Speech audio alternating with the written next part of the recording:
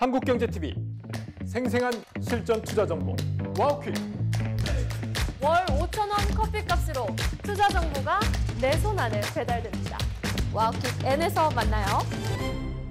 네, 코스피가 아주 강하게 반등하고 있습니다. 시장 자세히 한번 진단해보죠. 마이트리 투자자문 배은정 대표 그리고 권미정 캐스터와 함께합니다. 두 분 어서 오세요. 안녕하세요. 안녕하세요. 네, 이 배 대표님과 함께하기로 하는 이 코너에 우리 권미정 캐스터 같이 좀 앞으로 참전하기로 했습니다. 제대로 한번 까불어 보겠다라고 포부를 밝혀서 이렇게 참전을 하기로 했고요. 자, 권미정 캐스터, 시장 분위기가 반전이 됐어요, 드디어. 아주 반전이 됐고요. 또 지난 상승장이랑 분위기가 달라진 게 있어가지고 네. 아예 시장이 바뀌나라는 기대도 좀 있습니다. 우선 오늘 시장 보면요. 시가 저점으로 잡고 우상향하면서 장중 오름폭 확대합니다. 지금 오늘 하루에만 136포인트나 올랐어요. 네. 오전장과 달라진 점이라면 외국인들이 현물에서 소폭이지만 매도로 전환한 거고요. 지난 10월 상승장이랑 달라진 게 오늘 상승의 주체가 기관이라는 점이고요. 상승의 종목 개수도 굉장히 많이 확대된 점, 네. 그러면서 시장 전반적인 오름세가 나타나는 점이 특징적인 부분입니다. 그래서 대표님께 조금 궁금한 점이 이제 시장 매수 주체도 바뀌었고 분위기도 확실히 달라진 느낌인데 시장이 이제는 정말 상승으로 나설 수 있을지 좀 궁금합니다. 네, 이제 첫 번째로는 저희가 달가운 소식은 기관이 결국 좀 제한됐던 유동성을 공급을 해주기로 한 부분인 것 같습니다. 네. 어떻게 보면 지금 국민연금에서도 국내 주식 비중이 제한된 부분을 다시 상향할 수 있도록 하겠다라고 해서 지금 현재 한 17% 정도 되는 거 19%까지 늘릴 수 있는 방안을 검토 중이라고 얘기가 나왔습니다. 이렇게 되면 저희가 한 현금으로 30조 정도의 실탄을 가지게 된다고 하는데 추가적인 30조의 물량을 가지고 아마 코스피 중심으로 기관이 들어와 준다고 하면 우리 현재 그 분위기에 좀 모멘텀을 실을 수 있는 거는 사실인 것 같습니다. 네. 그런데 네, 말씀하세요. 네. 네. 중요한 거는 기관이 들어왔을 때 근데 주식시장은 결국에는 주고받는 싸움이기 때문에 그러니까요. 누군가 또다시 받아줄 수 있어야 저희가 하는데 이 외국인 주체들이 그럼 다시 들어와서 받아줄 수 있느냐가 관건일 것 같고요. 네. 오늘 좀 저희가 그래서 좀 보는 거는 현물 시장에 들어오지 않고 선물이 들어왔다라고 하는 부분에 네. 대한 해석. 선물을 그냥 들어온 게 아니라 왕창 들어왔습니다. 네. 1조 5천억 원 순매수가 들어온 것 같은데요. 맞습니다. 이거 어떤 의미가 있는 거예요? 이건 해석의 차이이겠지만 정답은 없겠으나 네. 저희가 좀 보기에는 선물을 들어온다는 것은 결국 지수의 상승에 베팅을 하는 것은 맞는데 말 그대로 베팅이 아닐까라는 싶습니다. 왜냐하면 장기적인 추세적 상승이라고 한다면 저희가 대형주 기반으로 다시 현물 매수를 할 수 있음에도 불구하고 선물을 대규모 들어온다고 하는 건 단기적인 트레이딩 영역이라고 좀 보여져서 외국인들이 한국 증시가 아직은 업사이드가 조금 더 남았으나 아직까지 추가적으로 어떤 포트폴리오를 가져갈지에 대해서 방향성을 모른다든지 모른다는 함이 정말 모른다기보다는 성장성에 대해서 약간 우려감이 있을 수 있다는 생각이 듭니다.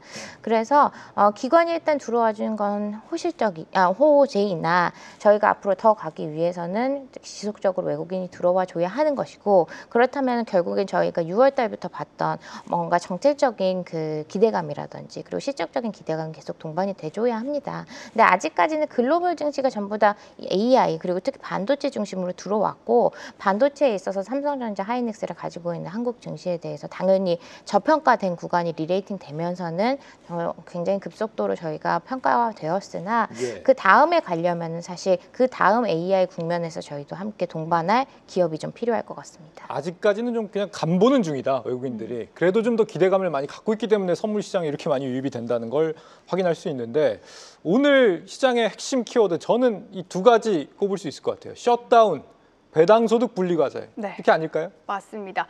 그 기대감에 지금 나스닥 지수 선물도 크게 오르고 있습니다. 네. 지난 금요일 미국 시장을 마치고 나서 나스닥 지수 선물이 한 강법권, 약법권 수준이었는데요. 오늘 오전장 내내는 한 1% 정도 강세 보였고요. 미국 상원에서 정부 셧다운, 종식에 잠정 합의한다 이런 소식이 나온 후에는 현재 1.2%, 1.3%까지 오르고 있는 점이 특징적입니다. 네. 그에 따라서 우리 시장도 오르고 있고요. 배당소득 분리과세 역시나 분리과세 덕분에 오늘 금융증권주들도 굉장히 강하고요.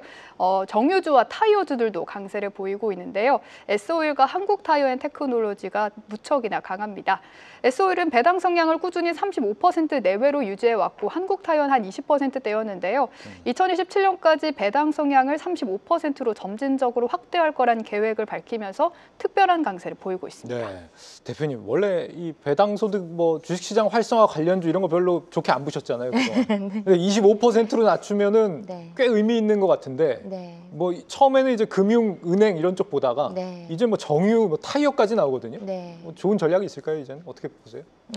일단 저희가 왜 배당소득세 상반기부터 링컨님이랑 봤는데 네. 그때 금융주보다는 사실 실적 동반한 정통적인 그 배당주 강세를 보자라고 했었고 그게 오늘 좀 오르는 주식들인 것 같습니다. 기아, 뭐 현대차 그리고 한국타이어 이런 종목들인데 얘네가 사실 지금 유동성 장세에서 관심을 그동안 굉장히 못 받았었죠. 아직도 PER이 뭐 5배 수준인 종목들입니다. 그렇지만 보시면 알겠지만 PER이 5배라는 것 자체가 그 실적이 계속 꾸준히 나오고 있습니다. 그리고 특히나 타이어나 정유주 같은 경우는 지금 실적에 있어서 구조적인 개선이 가능한 지금 타이밍이기 때문에 네. 보기에 굉장히 좋은 타이밍이신 것 같고 그래서 지금 오늘 보면 뭐 강원랜드라든지 정통적인 대부분의 배당주들이 좀 오르는 형국을 보여주고 있는데 그래도 실적을 동반한 좀 밸류에이션 부담이 적은 종목들 위주로 배당주를 보시면 좋겠습니다. 그리고 배당주의 25%는 이거의 의미는 숫자가 사실 저희가 배당 소득세를 내려주는 것이 경제적으로 사실 얼마나 큰 효과가 있느냐 네. 그리고 얼마나 세수에 부담이 되느냐라고 봤을 때 사실 그렇게 크지는 않았습니다. 그런데 우리가 계속 이 해석을 주가 부양의 의지로 했었기 때문에 25%로 낮추면서 주가 부양의 정부의 주가 부양 의지에 대해서 다시 한번 확인하는 모멘텀인 것 같고 그래서 당분간 지금 약간 성장주가 약간 정체되어 있는 시기에 배당주 테마는 조금 더 갈 수 있는 그런 호재인 것 같습니다. 밸류에이션은 좀 봐라 이런 말씀이신 것 같아요. 네. 셧다운 쪽은 어떻게 보십니까? 해제될 걸로 보세요? 네, 오늘 논의가 좀 되고 있다고 하고 사실 가시화가 될 가능성이 높은 것 같습니다. 왜냐하면 지금 사실 뭐 트럼프와 이 민주당의 이 갈등이라고 봤을 때 트럼프는 일종에서 셧다운을 통해서 자기가 소위 목적으로 한 바를 일부분 달성을 했거든요. 고용에 대한 시그널을 좀 주고 싶었는데 고용 악화가 되는 부분이 네. 사실 정부 셧다운 기간 동안 정부 자체도 고용을 시작을 했고 또 AI빨로 인한 미국의 고용이 실제적으로 많이 악화가 됐다는 모습을 지표상으로 좀 보여줬습니다. 10월 달에 나온 데이터, 그 고용 데이터가 10월 내 역대 최저의 수치라고 합니다. 그래서 고용에 대한 이 악화를 보여줬고 동시에 이제 소비에 대한 심리가 둔화되고 있기 때문에 어떻게 보면은 지금까지 미국이 소비와 그리고 물가 그리고 고용에 있어서 지표의 불확실성이 좀 해소가 되는 국면이 될 것이라고 보고 그거는 양측 다 이제 셧다운에 대해서 뭐 더 이상 그지 않을 명분을 네. 제시할 것 같습니다. 셧다운도 해제되고 2,000달러 준다면서 트럼프가 관세 가지고 2,000달러씩 나눠주겠다. 우리 돈으로 얼마입니까 이게? 그런 유동성이 막 풀려 나가면은 네. 시장에 연말까지 계속 이제 호재가 작용되는 것이냐? 네. 계속 우리가 좀 기대감을 갖고 봐도 되는 시장입니까? 앞으로? 단기적으로 사실 유동성은 재확대가 될 수는 있습니다. 오늘 저희도 본 것처럼 저희 한국 시장만 해도 하루에 3%씩 다시 올라주고 있습니다. 그런데 이 모멘텀에 사실 개인 투자자들이 투자를 더 할 것이냐라는 건 또 저희가 분리를 해서 봐야 되잖아요. 얼마나 그래서 이 상승이 갈 수 있느냐라고 생각했을 때 결국 남는 건 실적 중심으로 남을 겁니다. 네. 오늘 저희가 이제 3분기 실적들 나오겠지만 3분기 실적들이 괜찮음에도 불구하고 주가가 상대적으로 못 가는 것들 이런 거 내면을 들여다보면 사실 컨센서스가 높다는 거죠. 컨센서스가 높다는 말은 다시 말하면 PER이 높다는 상황입니다. 그러면 어떻게 보면 지금은 시장이 다 AI 버블론이나 이런 긴장감 좀 가고 움직이고 있는 상태이기 때문에 밸류에이션이 높은 고 PBR의 종목들에서 이제 점점 더 다시 재평가되고 있는 섹터, 재평가가 필요한 그런 기업들로 자금이 이동을 할 수 있다고 봅니다. 네. 그래서 유동성이 확대되더라도 이 포트폴리오에 있어서 어떤 걸 구축을 해갈까 보시면 조금 밸류에이션 부담이 적은 섹터들로 가시는 게 좋을 것 같습니다. 그쪽을 좀 찾아봐야 될 것 같은데 네. 이제 최근에 뭐 AI 버블 논란도 있고 하면서 시장이 한바탕 조정을 받은 게 코스피가 한 6% 정도 빠지고 오늘 한 3% 올라가는 상황 아니에요? 네. 그 사이에 AI 관련주 그리고 AI가 밸류 체인이 아닌 섹터 좀 어땠어요? 좀. 화면을 통해서 좀 준비를 했는데요. 네. 지난 한 주간의 움직임을 좀 정리했습니다. 코스피는 한 주 만에 한 3.74가 빠졌고요. 코스피 IT 서비스와 AI 반도체, AI 전력 인프라는 시장과 비슷하거나 혹은 더 언더퍼폼하는 모습 보여줬습니다. 네. 근데 생각보다 반도체보다 더 빠진 쪽이 있더라고요. 2차 전지라 K조선. K조선이 11% 빠지고 2차 전지가 5% 빠져서 반도체뿐만 아니라 그런 2차 전지 같은 최근에 올라왔던 종목들 함께 빠지는 모습이 나타났고요. 반면에 고배당이라든지 디지털 헬스케어 쪽은 시장 대비 좀 아웃퍼폼 해주는 모습이 나타났습니다. 이걸 보면은 AI 버블이 있었나 싶거든요. 사실 AI 버블 때문에 조정을 받는다고 했지만 삼성전자 지금 10만 전자입니다. 버블이 터진 게 아닌 것 같은데요. 이거 어떻게 봐야 돼요? 네, 아직까지 버블에 대해서는 이제 경계감을 가지고 있는 거지 터졌다고 보기는 어렵고요. 뭐 그래봐야 조정된 폭이 뭐 5, 6%입니다. 사실 하루의 충격이 컸기 때문에 하루에 네. 많이 해서 3%씩 빠지는 이 심리적 불안감이지 아직까지 코스피도 4,000포인트 수준이고요. 삼성전자뿐만 아니라 하이닉스도 오늘 다시 60만 원대 예. 회복을 했습니다. 이 얘기를 드리는 이유는 아까 고미정 캐스터가 진단을 했지만 AI가 아닌 쪽이 오히려 지금도 네. 훨씬 안 좋단 말이에요. 네. 이걸 어떻게 봐야 되느냐는 거죠. 앞으로도 그냥 반도체로 계속 집중을 해야 되는 것 같은데 지금까지의 데이터만 보면요. 여기서는 일단 이제 전략의 차별화가 나올 것 같습니다. 일단 네. 제가 먼저 드리고 싶은 전략은 아까 말씀드린 것처럼 좀 고평가되지 않는 섹터를 보자 했는데 그렇게 말씀드리는 이유가 사실 지금 이렇게 유동성 장세에 저희가 수급이 쏠리는 걸 굉장히 경계를 했습니다. 그 수급이라는 거는 어떻게 보면 펀드멘탈이 개선되는 것보다 훨씬 더 많은 평가를 급속도로 받는다는 얘기잖아요. 네. 그런데 그만큼 보신 것처럼 빠질 때도 급속도로 나가는데 근데 왜 나머지가 더 많이 빠지냐 이거를 이렇게 한번 생각하시면 좋을 것 같아요. 코스피 3% 빠지나요? 코스닥 더 많이 빠졌습니다. 근데 사실 저희가 코스닥 거의 오른 게 없었다고 그동안 평가를 했었는데요. 예. 그리고 AI 버블에서 크게 직격탄도 안 맞는 코스닥이 더 빠졌습니다. 유동성 장세로 수급이 많이 유동성이 풀릴 때에는 좀 유동성이 더 얕은 종목들 있잖아요. 그런 게 훨씬 더 빨리 빠집니다. 예를 들어서 지금 저희가 우려가 되는 부분이 뭐냐면 예를 들어서 절대 금액이라고 하죠. 뭐 1,000억이 어떤 종목에 들어가가지고 10% 올리는 것과 10억이 들어가서 10% 올리는 건 다른 차원인데 어떻게 보면 지금 수급이 쏠리는 쪽들은 실질적으로 자금도 많이 들어갔기 때문에 빠질 때 많이 빠지더라도 그 폭은 더 상대적으로 얕을 수 있습니다. 그런데 수급이 얕게 들어가서 급격하게 올라온 종목들은 빠질 때 더 빨리 충격을 받을 수가 있는 거죠. 예. 그리고 어떻게 보면 이거를 그런 기술적인 부분이 아니라 우리가 어떤 그 본질적인 부분에서 얘기를 하면 시장에서 아직까지도 그래도 AI에 대한 믿음은 있다고 보는 것 같습니다. 실질적으로 반도체 실적 4분기까지 유효할 것이라고 보고 있고요. 예. 다만 시장이 변화하는 흐름에서는 뭔가 나 이쪽으로 변화할 거라고 시그널을 주기 전에 우리는 투자자들은 움직여야 하지 않습니까? 네. 그래야 더 좋은 밸류에이션을 할 수가 있죠. 그렇기 때문에 지금 우리가 이미 AI 반도체를 통해서 많이 수익을 확보를 했다고 한다면 서서히 좀 저평가된 국면의 다른 기업들을 찾아가서 선점을 하는 것이 부담스럽지 않은 투자 전략이라고 생각이 됩니다. 그래요. 아직 반도체로 수익을 내지 못했으면 어떡하죠? 그러면 다른 종목을 다시 네. 한번 찾아보시는 게 좋을 것 이제는 같아요. 좀 바꿔봐야 된다. 근데 우리가 이제 3분기 실적 시즌이 하필 같이 겹쳐 있었잖아요. 맞습니다. 근데 실적 데이터를 보면 AI 밸류 체인이 아닌 섹터에서 제법 돈 잘 번 섹터들이 있었는데 네. 그렇지 않았어요?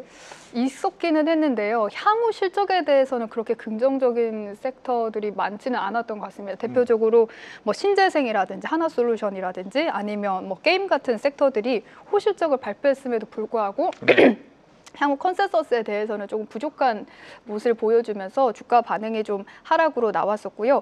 반면에 APR 같은 경우는 사실 실적도 괜찮았고 컨센서스 향후 미래에 대한 전망도 굉장히 밝았음에도 불구하고 조금 하락한 모습은 특징적이었습니다. 네. 그래서 이번 실적에는 이 3분기 실적뿐만 아니라 향후 가이던스에 대한 내용까지 굉장히 종합적으로 고려해서 또 요즘 시장의 증시 변동성이 워낙에 컸잖아요. 네. 그래서 그런 점들을 좀 반영하면서 실적이 나왔던 주가 반응이 나왔던 것 같습니다.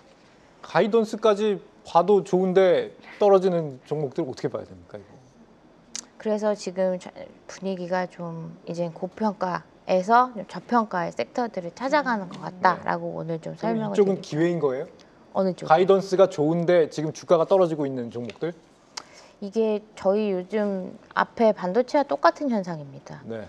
나쁘다고 해도 경계감이 있다고 해도 사람 수급이 몰리면 올라가는 게 증시의 특성이기 때문에 네. 좋다고 해도 외면받을 수 네이버 카카오 보시면은요. 네이버 시작 잘 나왔습니다. 그렇지만 네이버의 주가는 AI 테마를 가지고 있음에도 불구하고 기대만큼 아직 큰 모멘텀을 받지 못하고 있는 상황입니다. 따라서 모멘텀이 강하게 가는 증시에서는 사실 모멘텀이 펀더멘탈을 우선할 수 있기 때문에 그렇지만 여기서 계속 말씀드리는 게 그래서 올라갈 때 훨씬 더 시원시원 빨리 올라갈 수 있습니다. 그렇지만 빠질 때도 훨씬 더 많이 빠집니다. APR 펀더멘탈 탄탄합니다만 빠르게 올라갈 만큼 조정의 폭도 조금 깊이 있게 보여주는 것 같습니다. 그래서 APR을 뭐 분할 매수해서 가시는 전략은 유효할 수 있겠지만 요즘 증시 모멘텀을 보고 가는 거기 때문에 단기 투자자분들은 모멘텀을 쫓아가시는 게 성과가 더 빠르겠죠. 앞서 지금 권미정 캐스터가 반도체 올라갈 때까지 못 잡은 사람들은 어떻게 해야 되냐.